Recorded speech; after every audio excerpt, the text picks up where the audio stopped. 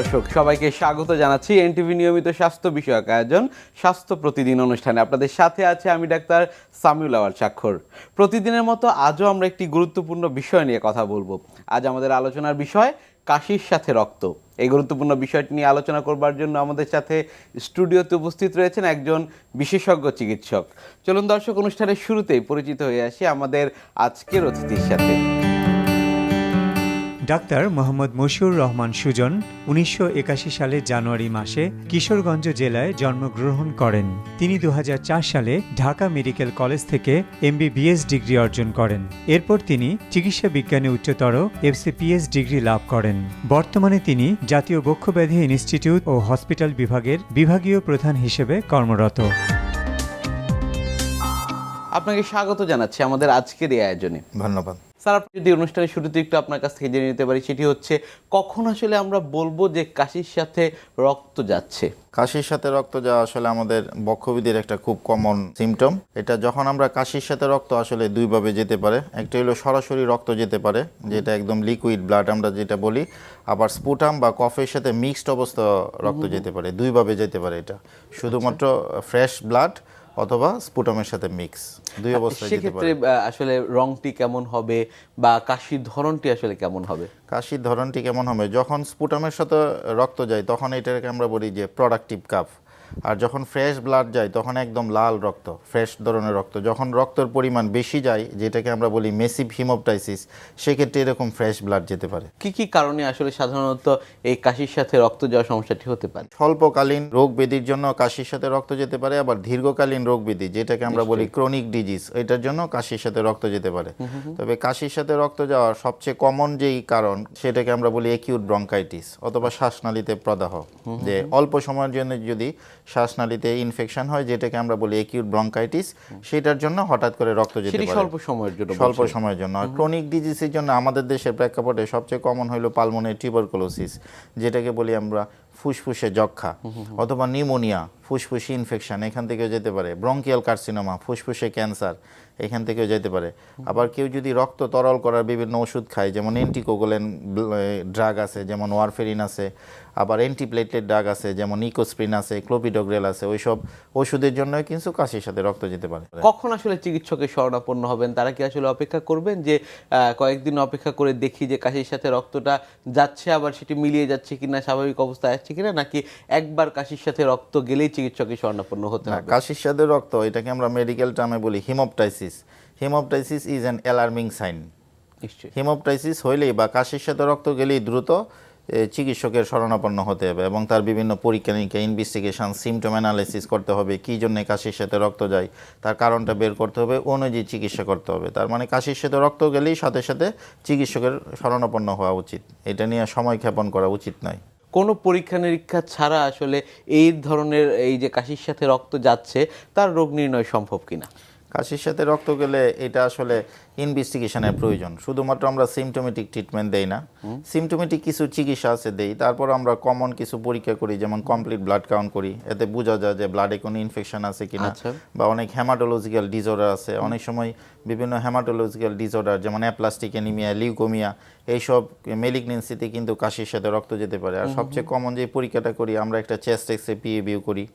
রোগীর যদি শুধু রক্ত না গিয়ে কফ যায়, তাহলে কফের পরীক্ষা করি, যেমন স্পুটাম ফর এএফবি, টিবির পরীক্ষা করি, স্পুটাম ফর সিএস, নিউমোনিয়া হয়েছে কিনা এই পরীক্ষা করি। মোটামুটি কমন পরীক্ষাগুলো আমরা করি। তারপর এইটার উপর নির্ভর করি, যদি ফার্দার আরও ইনভেস্টিগেশন দরকার হয় তখন ওইটা করি, কিন্তু ইনিশিয়াল ইনভেস্টিগেশনই কয়েকটাই আমরা করি।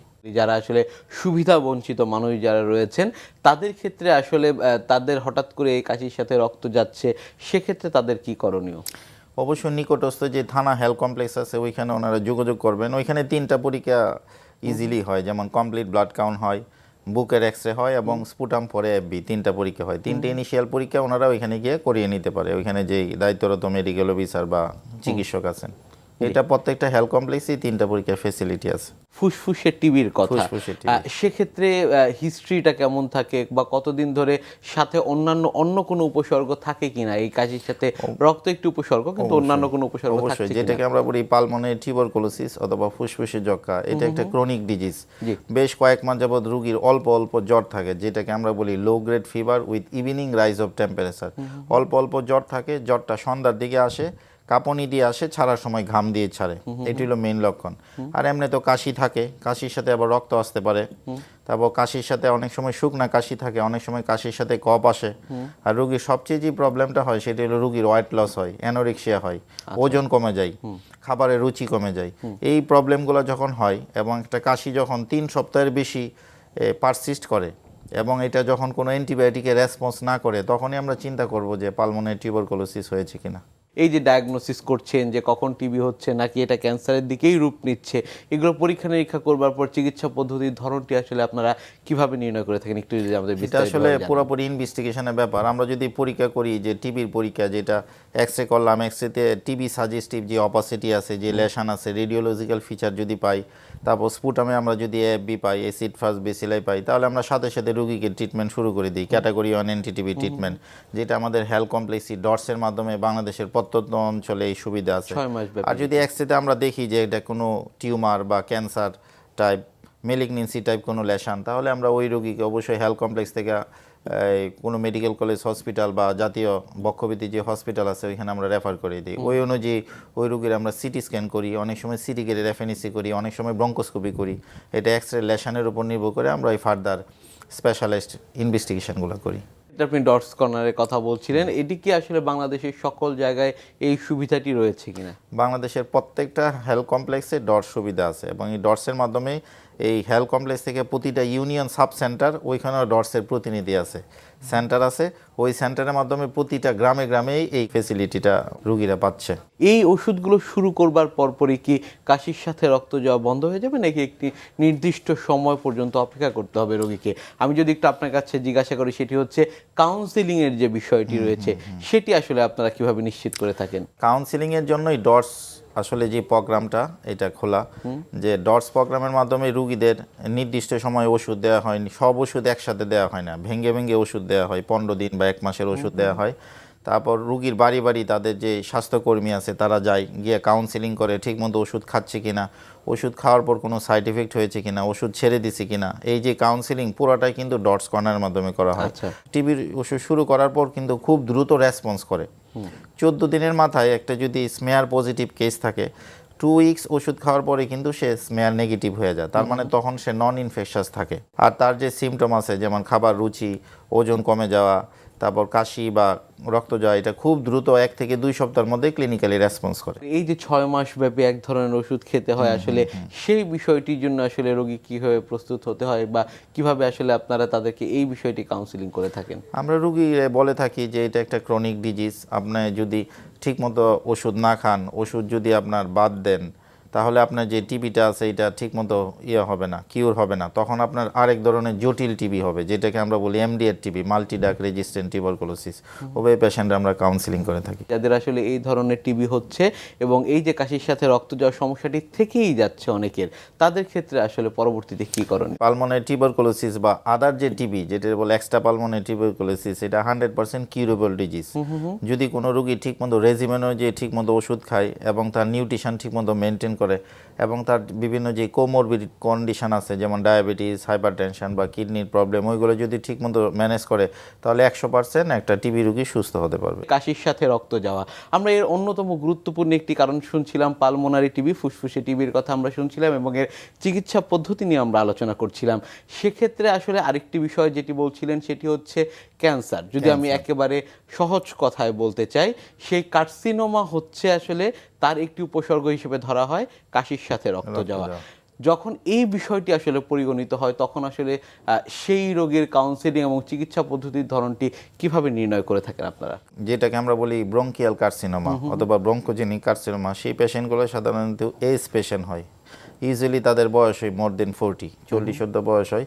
সাধারণত স্মোকার থাকে, বেশিরভাগ রোগী স্মোকার থাকে, ধূমপায়ী হয় এবং তাদের তাদের রক্ত যাওয়ার যেই প্যাটার্নটা এটা হলো কাশির সাথে অল্প অল্প, এটাকে আমরা বলি স্টিকিনেস অফ ব্লাড, মানে স্পুটামের সাথে কফের সাথে অল্প অল্প মিশ্রিত রক্ত যায়। আচ্ছা, এইটা একটা সিমটম থাকে। সেটি কতদিন ধরে হতে পারে? এইটা একটা ক্রনিক প্রসেস, আস্তে আস্তে ধীরে ধীরে হতে পারে।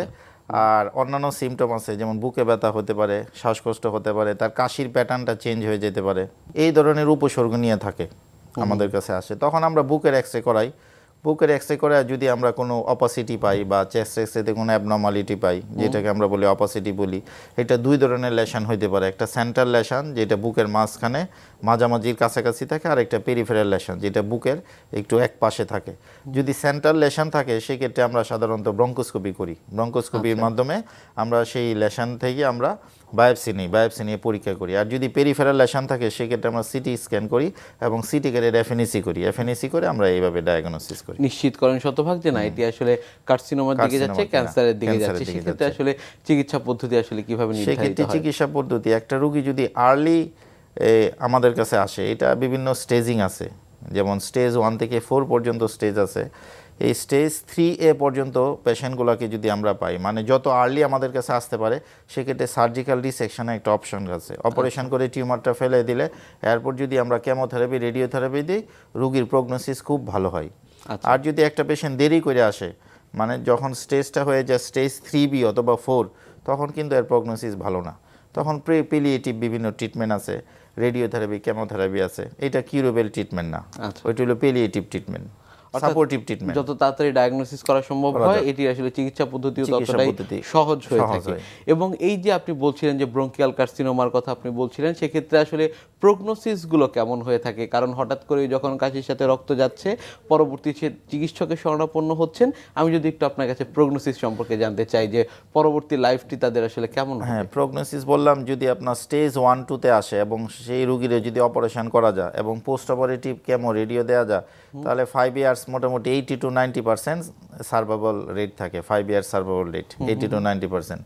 আর এরপরে যে স্টেজগুলো আছে, যেমন স্টেজ 4 বা স্টেজ 3, এদের ক্ষেত্রে 5 ইয়ার সার্ভাইভাল রেট খুবই কম, 20 to 30%।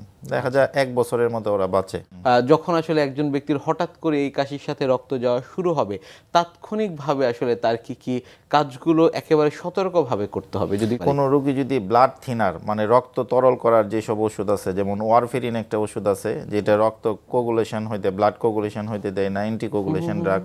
তারপর রক্ত অ্যান্টিপ্লেটেড ড্রাগ, যেমন আপনার আছে ইকোস্প্রিন আছে, এসপিরিন আছে, ক্লোপিডোগ্রেল আছে। এই গ্রুপের ড্রাগ খাই কিনা, যখন একটা রোগী কাশির সাথে রক্ত নিয়ে এই কমপ্লেন নিয়ে আসে, তখন আমাদের ড্রাগ হিস্ট্রিটা ভালো করে নিতে হবে যে আপনি এই ধরনের কোনো হার্টের ওষুধ খান কিনা।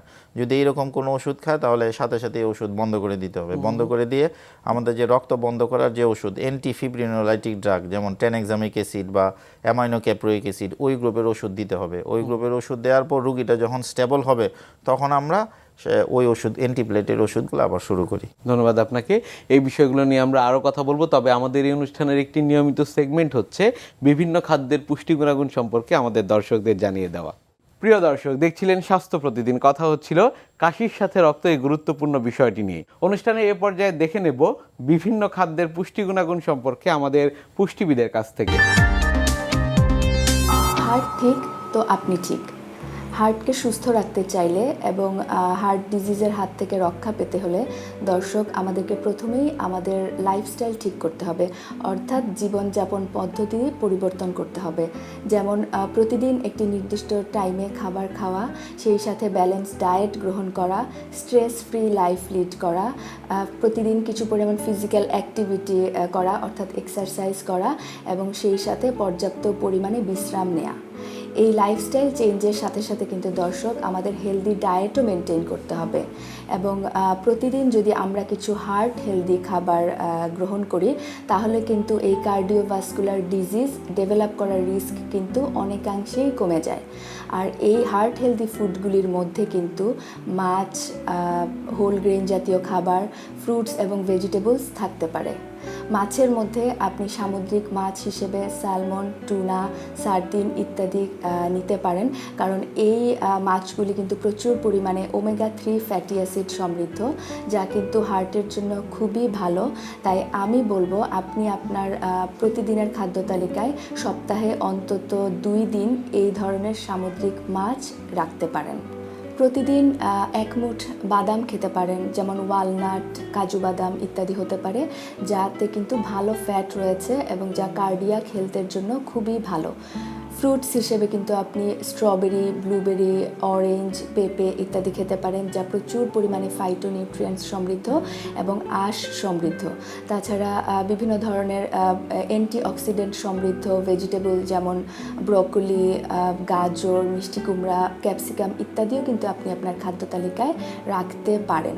আর দর্শক, এই হেলদি ডায়েট গ্রহণের পাশাপাশি কিন্তু আমাদেরকে আমাদের খাদ্য তালিকা থেকে কিছু খাবার বাদ দিতে হবে, যেমন প্রসেসড ফুড হিসেবে সসেজ, বিভিন্ন ধরনের ডিপ ফ্রাইড আইটেম যেমন ফ্রাইড চিকেন, ফ্রেঞ্চ ফ্রাইস ইত্যাদিও কিন্তু আমাদের হার্টের জন্য খুব একটা উপকারী নয়। তাছাড়া এই খাবারগুলি ফ্রাই করার পদ্ধতির কারণে কিন্তু প্রচুর পরিমাণে ট্রান্স ফ্যাট তৈরি হয়, যা কিন্তু আমাদের রক্তের ভালো কোলেস্টেরলটাকে কমিয়ে খারাপ কোলেস্টেরলের পরিমাণটা বাড়িয়ে দেয়। তাছাড়া বিভিন্ন ধরনের কোলেস্টেরল রিচ খাবার যেমন বিফ, মাটন এবং বিভিন্ন ধরনের হাই ফ্যাট ডেইরি ফুডও কিন্তু আমাদের খাদ্য তালিকা থেকে একটু কমিয়ে ফেলতে হবে। কোলেস্টেরলের কথা চিন্তা করে দর্শক, আমার মনে হয় আপনারা অনেকেই একটি ডিম কুসুমসহ প্রতিদিন খেতে পারবো কিনা তা নিয়ে দ্বিধাদ্বন্দ্বে ভোগেন। আমি বলবো অবশ্যই আপনি একটি ডিম প্রতিদিন কুসুমসহ সেদ্ধ হিসেবে খেতে পারবেন, কারণ একটি ডিমে যেই পরিমাণ কোলেস্টেরল থাকে তা কিন্তু আমাদের দৈনন্দিন কোলেস্টেরলের চাহিদার তুলনায় কিন্তু কম।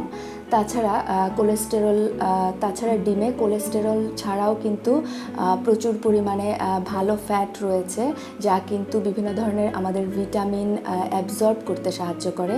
তাছাড়া ডিম একটি আদর্শ প্রোটিন, যাতে প্রচুর পরিমাণে এসেনশিয়াল অ্যামাইনো অ্যাসিড আছে, যা আমাদের কার্ডিয়াক হেলথের জন্য খুবই ভালো।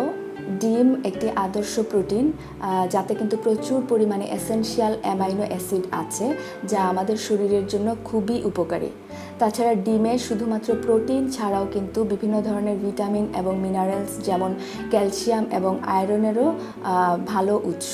তাই আমি বলবো প্রতিদিন একটি ডিম কুসুমসহ খাওয়ার পাশাপাশি অন্যান্য কোলেস্টেরল জাতীয় খাবার যেমন বিভিন্ন ধরনের রেড মিট, ঘি, বাটার, বিভিন্ন ধরনের অয়েলি ফুড ইত্যাদি যাতে আপনার খাদ্য তালিকায় না থাকে সেদিকে খেয়াল করতে হবে।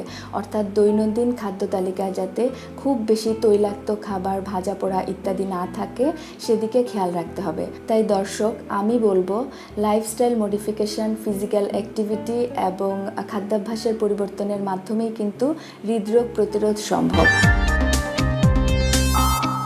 আমরা কথা বলছিলাম কাশির সাথে রক্ত যাওয়া এই বিষয়টি নিয়ে। সেক্ষেত্রে আসলে আমাদের যেটি জানবার বিষয় আপনার কাছ থেকে সেটি হচ্ছে এই যে কাশির সাথে রক্ত যাওয়া শুরু হচ্ছে তখন আসলে ঘরোয়া কোনো পদ্ধতি অবলম্বন করতে পারেন কিনা, কিংবা আরেকটি কথা যেটি বলা হয়ে থাকে যে এটি আসলে গ্রামাঞ্চলে অনেক ক্ষেত্রে প্রচলিত যে বারংবার কাশলে কিছুটা রক্ত বের হতে পারে, সেটি কি আসলে স্বাভাবিকভাবে মেনে নেওয়া সম্ভব কিনা? কাশির সাথে রক্ত গেলে অবশ্যই ডক্টরের পরামর্শ নিতে হবে। আরেকটা কারণে কাশির সাথে রক্ত যেতে পারে, কারো আগে যদি টিবি হয় বা যে কোনো ইনফেকশন হয়, ইনফেকশন হওয়ার পর লাংসে যে একটা চেঞ্জ হয় যেটাকে আমরা বলি ব্রঙ্কিকটিসিস, এটাও একটা কাশির সাথে রক্তের মেইন কারণ। এই ব্রঙ্কিকটিসিসের জন্য কিন্তু কাশির সাথে রক্ত যেতে পারে। এই জন্য আমি বলতেছি যে হিমোপ্টাইসিস বা কাফিং out of blood is an alarming sign. এটা হলেই ঘরোয়া পদ্ধতি অবলম্বন না করে অতি দ্রুত সহকারে জরুরি ভিত্তিতে ডাক্তারের পরামর্শ নিতে হবে। অনেক ধন্যবাদ আপনাকে আমাদের আজকের এই অনুষ্ঠানে আসবার জন্য। আপনাকে ধন্যবাদ। প্রিয় দর্শক, এতক্ষণ দেখছিলেন স্বাস্থ্য প্রতিদিন। কথা হচ্ছিল খুব গুরুত্বপূর্ণ একটি বিষয়, কাশির সাথে রক্ত যাওয়া নিয়ে। আশা করি আমাদের এই গুরুত্বপূর্ণ তথ্যগুলো আপনাদের অনেক বেশি উপকারে আসবে। অনুষ্ঠানের এ পর্যায়ে দেখে নেব কি থাকছে আগামী পর্বে স্বাস্থ্য প্রতিদিন অনুষ্ঠানে। গোসল বাবুকে তো আমি বলবো 10টা থেকে 2টোর ভিতরে যদি আলোটা দেওয়া হয় তাহলে 10টা থেকে 10:30 যদি ছাদে সম্ভব হয় বা একটু নিচে রোদে দিলেন তারপরে আমরা বলবো অয়েল ম্যাসেজ করা, দ্যাট ইজ ভেরি ইম্পর্ট্যান্ট। তাহলে বাসায় উনি আসবেন এবং আমরা সুযোগ হলে যদি বাসায় রুম হিটার থাকে, রুমটা আগে থেকে উনি প্রিহিটেড করে রাখবেন। বাইরে থেকে যখন রোদ থেকে আসবে বাবুকে ম্যাসেজ করে তারপর আমরা গোসলের প্রস্তুতি নিতে বলবো বাবুকে। বিশ্বের যে কোনো প্রান্ত থেকে যে কোনো সময় আপনাদের পছন্দের অনুষ্ঠান স্বাস্থ্য প্রতিদিন দেখতে ভিজিট করুন আমাদের পূর্ণাঙ্গ ওয়েব পোর্টাল www.ntvbd.com এ। এছাড়া এনটিভি সব জনপ্রিয় অনুষ্ঠান ও খবরের আপডেট পেতে ভিজিট করুন আমাদের ইউটিউব চ্যানেল ও ভেরিফাইড ফেসবুক পেজে। আজ এখানে শেষ করছি, আগামীতে আবারও দেখা হবে। সে পর্যন্ত আপনারা সবাই ভালো থাকুন, সুস্থ থাকুন, এনটিভির সাথেই থাকুন। আল্লাহ হাফেজ।